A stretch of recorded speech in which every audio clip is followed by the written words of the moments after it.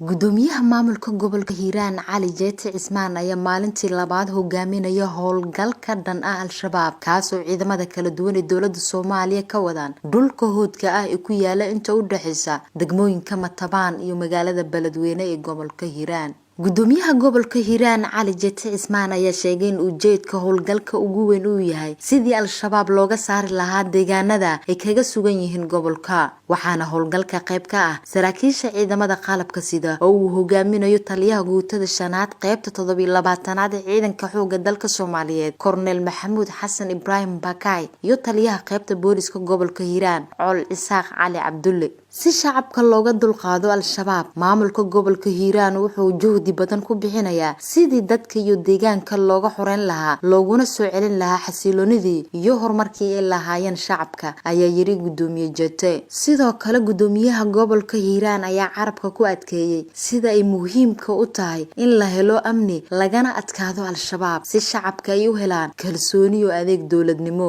isla markaana howlgallada ay sii socon doonaan annaga maalmahanba waxaanu ku jirnay howlgallo aan kula tacaalayno nimankan imtixaanka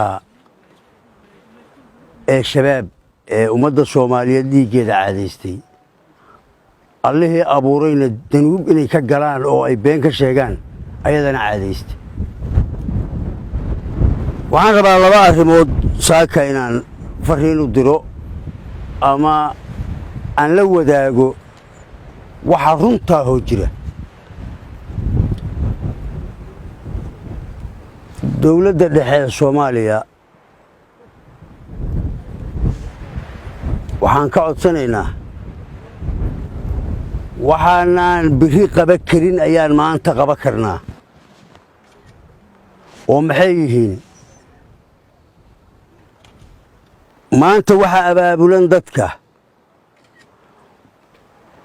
waxaa diyaarsan rajo badan laga qabaa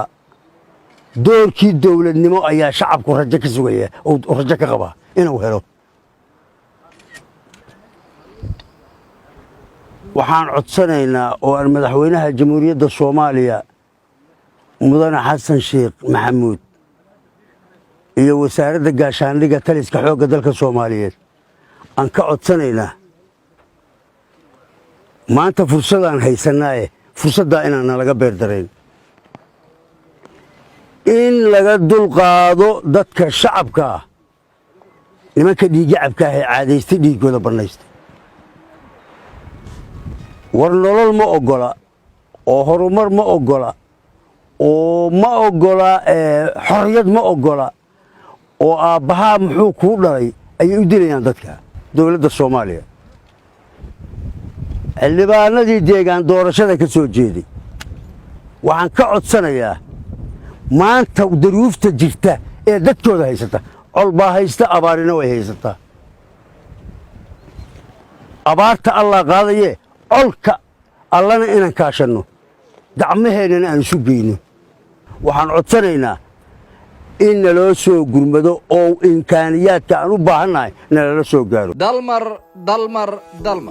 waa cisbitaalka caafimaadka dadweynaha daaweyntooda aan ka daalin cisbitaalka dalmar dad aqoonta daryeelka iyo danta hawsha yaqaan iyo digtooraha ka shaqeeya dhaqaatiirta ma daahdo markasta waa ku diyaar cudurkii laga dayrsho degdeg bay u baxshaan cisbitaalka dalmar indhihii daymadooda araggooda daciifo cisbitaalka dalmar baa dawadooda iyo daryeelkooda yaqaan dalmar hospital waxaa kugu diyaara dhakhtarka wadnaha dhakhtarka keliyaha dhakhtarka carruurta dhakhtarka haweenka dhakhtarka indhaha dhakhtarka ilkaha iyo dhakhtarka qalliinka guud cisbitaalka dalmar waxaa ka howlgala dhaqaatiir ajaanabi iyo Soomaali ah cisbitaal weeye dadweyne oo bukaan oo dhan daweeyo dadkuna ay bogaadsheen marna waa dugsi guudo duruus buu bixiyaayo da'irtu wax baraay doonayo la xiriir dadweynuhu ha mogaanina cisbitaalka dalmar